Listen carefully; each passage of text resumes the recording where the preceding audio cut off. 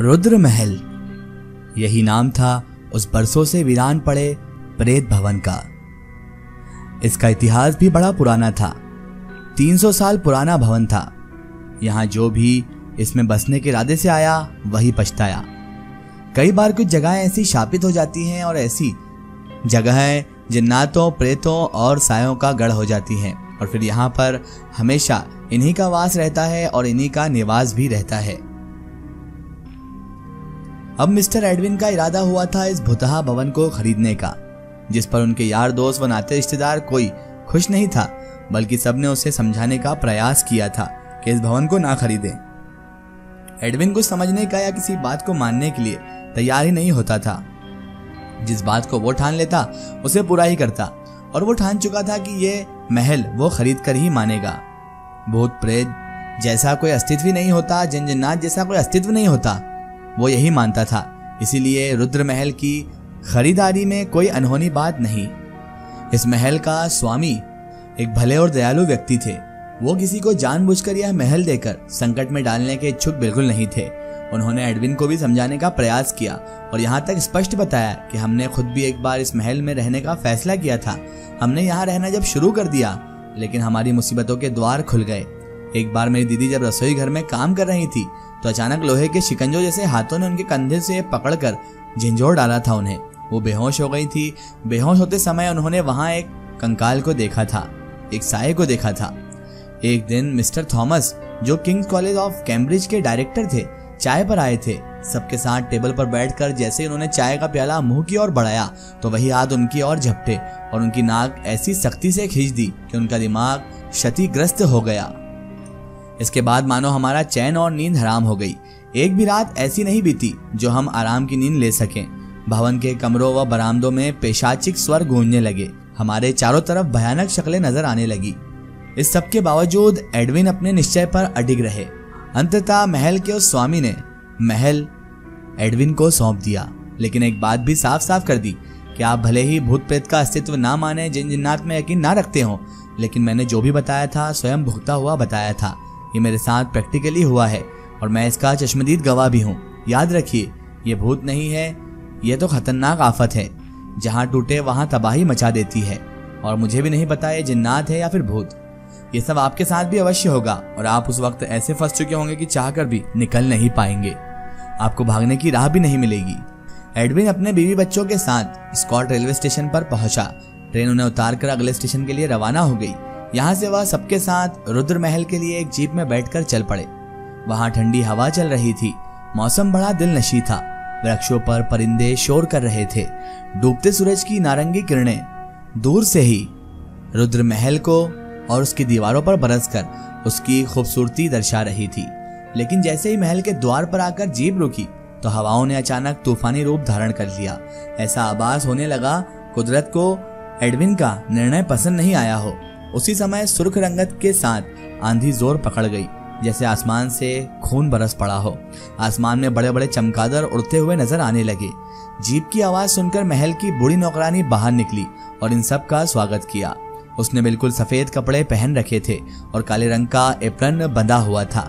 उसे इसी महल में 40 साल बीत गए थे। वह नववधू के रूप में यहाँ आई थी।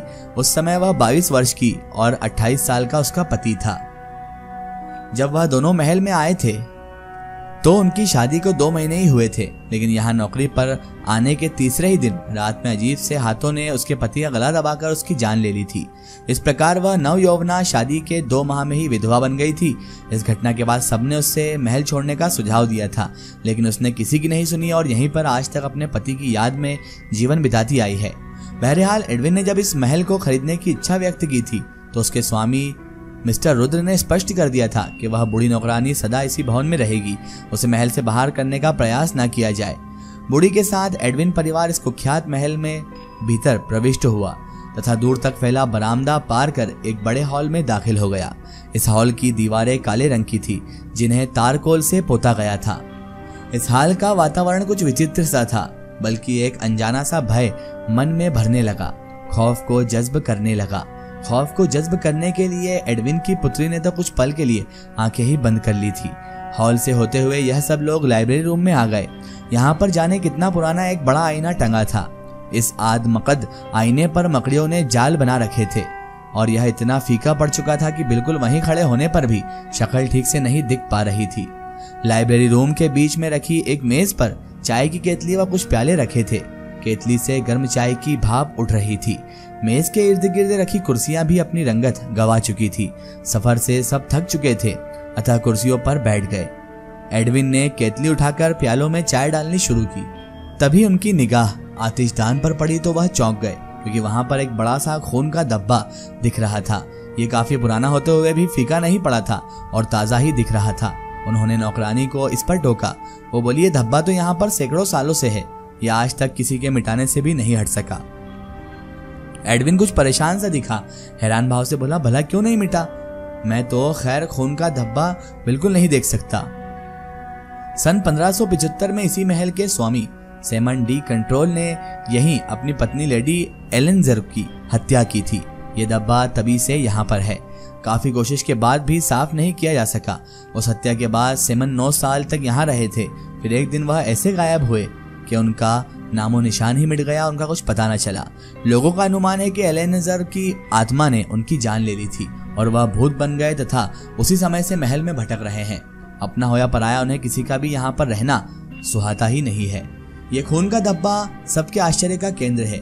इसे देखने के लिए यहाँ पर्यटक भी आते रहते हैं।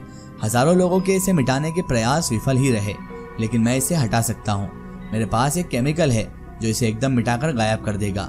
एडविन के बेटे ने जोश के साथ यकीन दिलाया और अपने सामान में से एक शीशी निकालकर उसमें भरे केमिकल को धब्बे पर डालने लगा। किसी अनजानी आफत से आशंकित बुढ़िया का डर से चेहरा फक पड़ गया था। उसने खुशामद करते हुए उस युवक को समझाने और रोकने का प्रयास किया, लेकिन वो नहीं माना और एक छोटे ब्रश से उस स्थान पर केमिकल रगड़ने लगा। कुछ मिनट में वह धब्बा साफ भी हो गया। तभी उसका लड़का बोला, देखा, मिट गया ना? मैं पहले ही कहता था कि ये सब वहम। खुशी से उछलकर अपनी सफलता बयान करता एडविन का बेटा रोलैंड अपनी बात पूरी भी नहीं कर पाया था कि वह जोर से उछला और धड़ाम से नीचे गिर पड़ा। उसका वाक्य पूरा होने से पहले ही जोरदार आवाज के साथ बिजली सी कड़की। भयानक आवाज के साथ बहुत तेज रोशनी से कुछ पलों के लिए कमरा नहा उठा और रोलैंड के साथ एडविन, मिसेज एडविन और उनकी बेटी कालरा भी उछलकर नीचे गिर पड़े। बूढ़ी नौकरानी भय के मारे चिल्लाती हुई वहां से बाहर भाग निकली, क्योंकि उसे पता था ये किस आफत का संकेत है और क्या होने वाला है। एडविन संभल कर उठा और उसको सबको संभालने की कोशिश करने लगा। फिर बाहर जाकर देखा तो नौकरानी बेहोश औंधे मुंह पड़ी हुई थी। भयानक आंधी के साथ घटा घोप अंधेरा हो चुका था और झमाझम बारिश भी शुरू हो चुकी थी।